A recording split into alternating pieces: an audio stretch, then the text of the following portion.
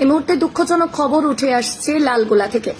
সংসারের হাল ধরতে লালগোলার যুবক সোহেল শেখ ভিন রাজ্যে কাজের উদ্দেশ্যে রওনা দেয় বাড়ি থেকে।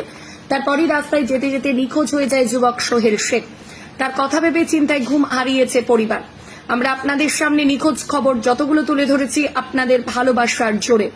প্রতিটা ছেলে মেয়ে তার বাড়ি ফিরে পেয়েছে, তাই আজও এক দুঃখিনী মায়ের বুক ভরা কান্না থামাতে আপনাদের দ্বারস্থ আমরা। স্ক্রিনে এই যে ছবিটা দেখছেন, এই ছেলেটা প্রায় বেশ কিছুদিন থেকে নিখোঁজ রয়েছে।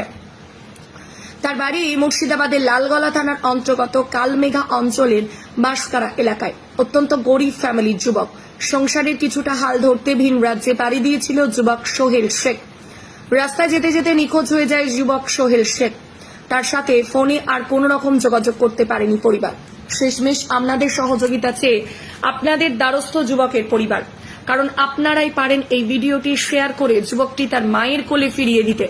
তাই আপনাদের সকলের উদ্দেশ্যে বলা, এই যুবককে কেউ দেখতে পেলে অবশ্যই আমাদের দেয়া কন্ট্রাক্ট নাম্বারে জানাবেন। কন্ট্রাক্ট নাম্বারটি 7022312986 অথবা 8792249874। এই নাম্বারে কল করে জানাবেন। ভিডিওটি বেশি বেশি শেয়ার করে সবার কাছে ছড়িয়ে দিন। ব্যুরো রিপোর্ট, খবর 24।